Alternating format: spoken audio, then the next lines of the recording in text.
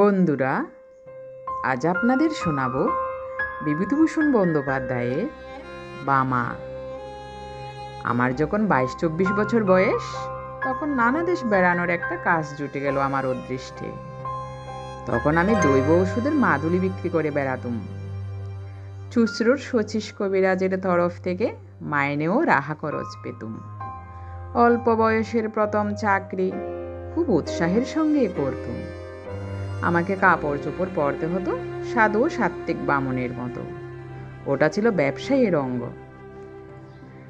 গিরিমাটির রঙে ছোপানোর কাপড় পরনে, পায়ে ক্যাম্বিসের জুতো, গলায় মালা, হাতে থাকতো একটা ক্যাম্বিসের ব্যাগ, তারই মধ্যে মাদুলি ও অন্যান্য ওষুধ থাকতো।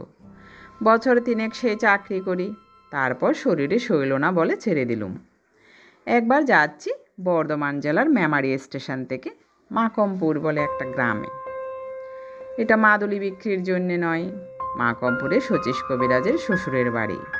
সেখানকার জমি জমার ওয়ারিশান দাঁড়িয়েছিলেন শচীশবাবু।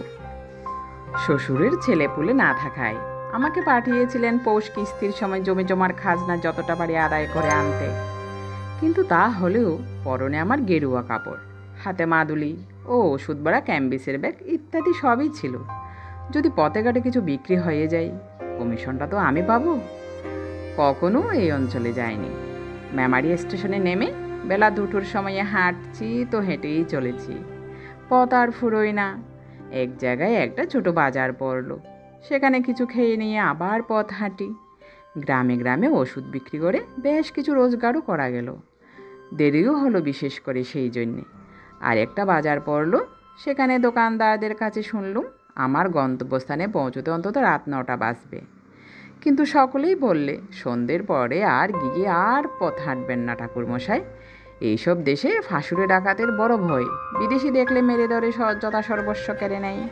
প্রায়ই বনের ধারে বড় বড় মাঠের মধ্যে ঘাপটি মেরে বসে থাকে। সাবধান, একটা দিঘি পড়বে মাঠের মধ্যে ক্রোশ 3 দূরে, জায়গাটা ভালো নয়। বড় বড় মাঠের উপর দিয়ে রাস্তা, সন্ধ্যা প্রায় হয়। এমন সময় দূরে একটা তাল গাছ ঘেরা দিঘি দেখা গেল বটে। আমার বুক টিপ টিপ করে উঠল। দিঘির ওপাশে সঞ্জয়পুর বলে একটা গ্রাম, সেখানেই রাত্রির জন্য আশ্রয় নেওয়ার কথা বাজারে বলে দিয়েছিল। কিন্তু সন্ধ্যা তো হয়ে গেল তাল দিঘির এদিকেই। অন্ধকার হবার দেরি নেই। কোথায় বা সঞ্জয়পুর, কোথায় বা কি? মনে ভারী ভয় হলো। কি করি এখন? সঙ্গে মাদুলি ও ওষুধ বিক্রির দরুন অনেক টাকা। পরক্ষণে ভাবলাম, কিছু না পারি, দৌড়তে তো পারবো, না হয় ব্যাগটাই যাবে, প্রাণ তো বাঁচবে। ভয়ে ভয়ে দিঘির কাছাকাছি তো এলুম। বড় সেকেলে দিঘি, খুব উঁচু পাড়, পাড়ের দুধারে বড় বড় তাল গাছের সারি, তার ধার দিয়ে রাস্তা। দিঘির পাড়ে কিন্তু লোকজনের সম্পর্ক নেই। যে ভয় করেছিলুম, দেখলুম সবই ভুয়ো। মানুষ মিথ্যে যে কেন এরকম ভয় দেখায়। প্রকাণ্ড দিঘিটার পাড় ঘুরে যেমন তালবনের সারি, ও দিঘির উঁচু পাড়কে পেছনে ফেলেছি। সামনেই দেখি ফাঁকা মাঠের মধ্যে দূরে একটা গ্রাম লিলি করছে। নিশ্চয়ই ওটা সেই সঞ্জয়পুর। বাঁচা গেল বাবা, কি ভয়টাই দেখিয়েছিল লোকে। দিব্যি ফাঁকা মাঠ, কাছেই লোকের বসতি, গায়ের গরু বাছুর চড়ছে মাঠে। কেন এইসব জায়গায় বিপদ থাকবে? আমি এইরকম ভাবছি, এমন সময় তালপুকুরের ওদিকের পাড়ের আড়ালে যে পথটা, সেই পথ বেয়ে একজন বৃদ্ধকে আমার দিকে আসতে দেখলুম। বৃদ্ধ বেশ বলিষ্ঠ গড়নের, এই বয়সেও মাংসপেশি বেশ সবল, গলায় রুদ্রাক্ষের মালা, হাতে ছোট একটি লাঠি। বৃদ্ধ আমায় বললে, ঠাকুরমশাই কোথায় যাবেন? যাব মাকমপুর। মাকমপুর? সে যে এখনো 3 ক্রোশ পথ। কাদের বাড়ি যাবেন? শচীশ কবিরাজের বাড়ি। ঠাকুরমশাই কি কবিরাজ মশাইয়ের গোমস্তা? গোমস্তা নই, তবে যাচ্ছি জমি জমার কাজে বটে। এই অঞ্চলে আর কাউকে চেনেন? মশাইয়ের নিজের বাড়ি কোথায়? আমি এদিকে কখনো আসিনি, কাউকে চিনিও নেই। মাকমপুরেও নতুন যাচ্ছি, সেখানেও কেউ তাহলে আপনাকে চেনে না? না, কে চিনবে? আমার এই কথায় আমার যেন মনে হলো বুড়ো একটু কি ভাবলে। তারপর আমায় বললে, কিছু যদি মনে না করেন একটা কথা বলি। রাত্রে আজ দয়া করে আমার বাড়িতে পায়ের ধুলো দিন। আমরা যাতে বাড়ুই, জল আচরণীয়, আপনার অসুবিধে হবে না। চণ্ডী মণ্ডপের পাশে বাইরের ঘর আছে, সেখানে থাকবেন। রান্না বাড়া করে খাবেন, আসুন দয়া করে। আমি বৃদ্ধের কথায় বাড়ি সন্তুষ্ট হলুম। সত্যিই তো, সেই কালের লোকেরা অন্য ধরনের শিক্ষায় মানুষ। অতিথি অভ্যাগতদের সেবা করে এদের তৃপ্তি। বৃদ্ধ এই প্রস্তাব না করলে রার অঞ্চলের অজানা মেঠোপথ বেয়ে এই সুমুখো আঁধার রাতে আমায় যেতেই তো হতো মাকমপুরে 3 ক্রোশ হেঁটে। গ্রামের পূর্ব প্রান্তে বড় মাঠের ধারে বৃদ্ধের বাড়ি। বৃদ্ধের নাম নফরচন্দ্র দাস। আমি চণ্ডী মণ্ডপে গিয়ে উঠতেই একটা কুকুর ঘেউ ঘেউ করে উঠল। কুকুরের এই ডাকটা আমার ভালো লাগলো না। এর আমি কোনো কারণ দিতে পারবো না, কিন্তু এই কুকুরের চিৎকারে যেন একটা ছন্নছাড়া অমঙ্গলজনক অর্থ আছে। মঙ্গল সন্ধ্যায় কোনো গৃহস্থ বাড়িতে আসেনি, যেন শ্মশান ভূমিতে এসেছি। বৃদ্ধের বাড়ি দেখে মনে হলো বেশ অবস্থাপন্ন গৃহস্থ। বাড়ির উঠোনে সারি সারি 3টে বড় বড় ধানের গোলা, গোলার সঙ্গে প্রকাণ্ড গোয়ালঘর, বলদ গায়ে প্রায় 20-22টা। অন্তপুরের দিকে 4খানা বড় বড় 8চালার ঘর। বাইরের এই চণ্ডী মণ্ডপও, তার পাশে আর একখানা কুটুরি। আমার কথাটা ভালো করে বুঝতে গেলে এই কুটুরিটা কথা আর একটু ভালো করে শুনতে হবে। কুটুরিটিকে চণ্ডীমণ্ডপ সংলগ্ন একটা কামরাও বলা যায়, কারণ একটা সরু রোয়াকের দ্বারা চণ্ডীমণ্ডপের পেছন দিকের সঙ্গে সংলগ্ন।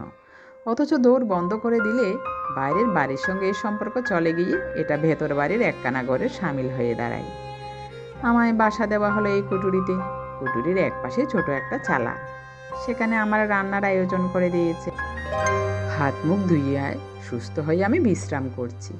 গৃহস্বামী এসে বললে, ঠাকুরমশাই রান্না চাপান, আর রাত করেন কেন?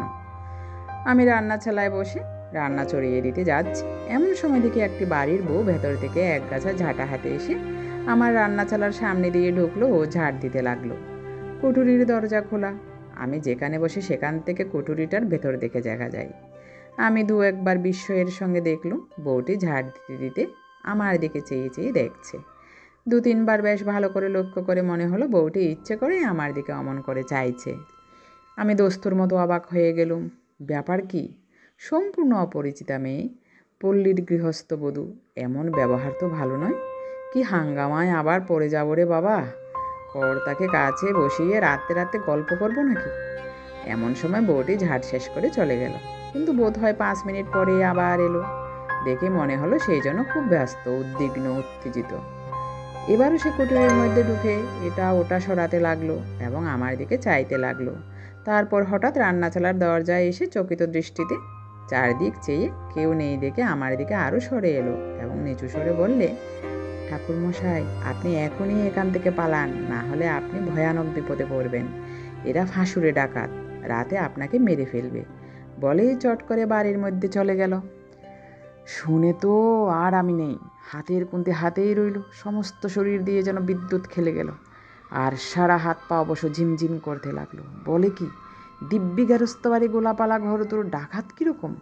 কিন্তু পালাবো বা কেমন করে? এখন বেশ রাত হয়েছে। সামনের চণ্ডী মণ্ডপে বৃদ্ধ বসে লোকজনের সঙ্গে কথা কইছে। ওখান দিয়ে যেতে গেলেই তো সন্দেহ করবে। কাঠির মতো আড়ষ্ট হয়ে গিয়েছি একেবারে। হাতে পায়ে জোর নেই, কিন্তু ভাববারও শক্তি লোপ পেয়েছে। মিনিট 5 এমনিভাবে কাটলো। এমন সময় দেখি সেই বউটি আবার কি একটা কাজে কুটুরির মধ্যে ঢুকে খোলা দরজা দিয়ে আমার দিকে চেয়ে দাঁড়িয়ে রইল। মেয়েটি কথা বলবার পূর্বেই আমি বললুম, তুমি যে হও, তুমি পরম দয়াময়ী, বলে দাও কোন পথে কিভাবে পালাবো। বউটি চাপা গলায় বললে, সেই জন্যেই এলুম, সব দেখে এলুম, পালাবার পথ নেই, ওরা ঘাঁটি আগলে রেখেছে। আমি বললুম, তবে উপায়? মেয়েটি বললে, একটা মাত্র উপায় আছে, তাও আমি ভেবে এসেছি। আমি এ বাড়িতে আর ব্রহ্মহত্যা হতে দেব না। অনেক সহ্য করেছি, আর কত করব? না, দাঁড়ান ঠাকুরমশাই, আরেকবার বাড়ির মধ্যে থেকে আসি, নইলে সন্দেহ করবে। মিনিট 5 পরে বউটি আবার এলো, চকিত দৃষ্টিতে চারিদিক চেয়ে বললে, শুনুন আমার উপায়। এই কথা কটা মনে রাখুন, মনে যদি রাখতে পারেন তবে বাঁচাতে পারবো। আমার নাম বামা, আমি এই বাড়ির মেজ বউ। আমার বাপের বাড়ির গ্রামের নাম কুসুমপুর, জেলা বর্ধমান, থানা রায়না। আমার বাপের নাম হরিদাস মজুমদার, জ্যাঠামশাইয়ের নাম পাঁচকড়ি মজুমদার। আমরা 2 বোন। আমার দিদির নাম খান্তমণি, বিয়ে হয়েছে সামন্তপুর, তেওটা, বর্ধমান জেলা। শ্বশুরের নাম দুর্লভ দাস, সবাই যাতে বাড়ুই। আমার বাবা জ্যাঠামশাই সব বেঁচে আছেন, কিন্তু মা নেই। আমার তখন বুদ্ধি লোপ পেতে বসেছে। যা বলে মেয়েটি তাই করে যাই, এতে কি হবে? বউটি কিন্তু একবার বাড়ির মধ্যে যাই, আবার অল্প 2 মিনিটের জন্য ফিরে এসে আমায় তালিম দিয়ে যায়। মনে আছে তো? জ্যাঠামশাইয়ের নাম কি? আমি বললুম, হরিদাস মজুমদার। না না, পাঁচকড়ি মজুমদার, বাবার নাম হরিদাস মজুমদার। আমার দিদির নাম কি? শ্বশুরবাড়ি কোন গাঁয়ে? খান্তমণি। শ্বশুরবাড়ি হলো? শ্বশুরবাড়ি আপনি সব মাটি করলেন দেখছি। সামন্তপুর তেওটা বলুন। সামন্তপুর তেওটা। শ্বশুরের নাম রামযদু দাস, দুর্লভরাম দাস।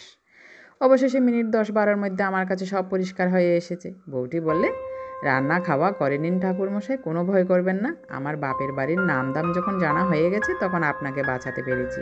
এখন শুনুন, খাওয়া দাওয়ার পরে শ্বশুরমশাইয়ের কাছে আমার বাপের বাড়ির পরিচয় দিয়ে বলবেন আপনি তাদের গুরুবংশ। আমার নাম বলে জিজ্ঞেস করবেন আমার বিয়ে হয়েছে কোথায় জানো নাকি। গলা যেন না কাঁপে, কোনো রকম সন্দেহ যেন না হয়। আমি চললুম। আবার আসবো আপনি শ্বশুরকে বলবার পরে, কিন্তু দেরি করবেন না বেশি। বিপদ কখন হয় বলা যায় না। রান্না খাওয়া শেষ না করলেও তো সন্দেহ করতে পারে। রান্না খাওয়া করতেই হলো। রাত্রের অন্ধকার তখন বেশ ঘন হয়ে এসেছে। রাত আন্দাজ 10টার কম নয়।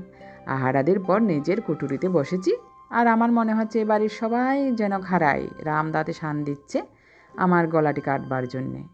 এই সময় গৃহস্বামী স্বয়ং আমার জন্য পান নিয়ে এলো।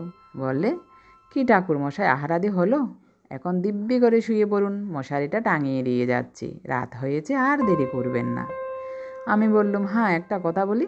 আমাদের এক মন্ত্র শিষ্য, বাড়ি কুসুমপুর, থানা রায়না, নাম পাঁচকড়ি, হরিদাস মজুমদার। তার একটি মেয়ের নাম বামা। এদিকেই কোথায় বিয়ে হয়েছে। তারাও যাতে তোমাদের বাড়ুই কিনা তাই হয়তো চিনলেও চিনতে পারো। মেয়েটির যেটা দুর্লভরাম, পাঁচকড়ি। আমায় বলে দিয়েছিল মেয়েটির শ্বশুরবাড়ি খোঁজ করে একবার সেখানে যেতে।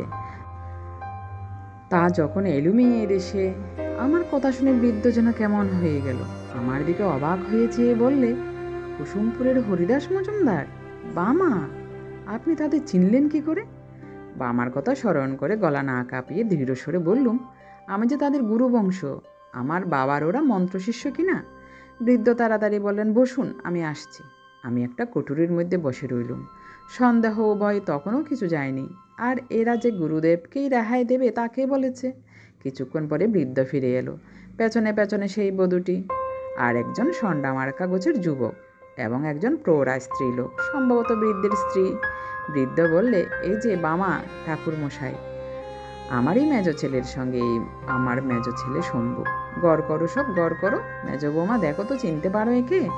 চমৎকার অভিনেত্রী বটে বামা, অদ্ভুত অভিনয় করে গেল বটে। ঘোমটা খুলে হাসি মুখে সে আমার পায়ের ধুলো নিয়ে প্রণাম করলে গলায় আঁচল দিয়ে। জীবনদাত্রী দয়াময়ী বামা। আমার চোখে প্রায় জল এসে পড়ল। তারপর সে রাত্রি তো কেটে গেল। খাবার জল দেবার ছুতো করে এসে বামা আমায় আশ্বাস দিয়ে গেল। বললে, বিপদ কেটে গিয়েছে। আমার চোখে না পড়লে সর্বনাশ হতো। বিটেতে ব্রহ্ম হত্যে হতো। অনেক হয়েছে এই কুঠুরিতে, এই বিছানায়, এই মেঝেতে অনেক লাশ পোতা। আমার মনের অবস্থা বলবার নয়। বললুম, পুলিশ কি গায়ের লোক কিছু টের পায় না, কিছু বলে না? কে কি বলবে, এ ফাঁসুরে ডাকাতের গা, সবাই এরকম। আগে জানলে কি বাবা এখানে বিয়ে দিতেন? বিয়ের পর সব ধরা পড়ে গেল আমার কাছে। এখন আমার একটি সন্তান হয়েছে। এ পাপ বিটে বাস করলে তার অকল্যাণ হবে। ওকে বারণ করি, কিন্তু ও কি করবে? মাথার উপর শ্বশুরমশাই রয়েছেন, পুরনো ডাকাত দাদারা রয়েছে। আপনি ঘুমিয়ে পড়ুন বাবা ঠাকুর, আর ভয় নেই। সকাল হলো। বিদায় নেবার সময় বৃদ্ধ আমায় 5 টাকা গুরু প্রণামী দিলে। বামাকে আড়ালে ডেকে বললুম, তুমি আমার মা, আমার জীবনদাত্রী। আশীর্বাদ করি চিরসুখী হও মা। বামার মতো বুদ্ধিমতী নারী জীবনে আর আমার চোখে পড়েনি। কতকাল হয়ে গেল।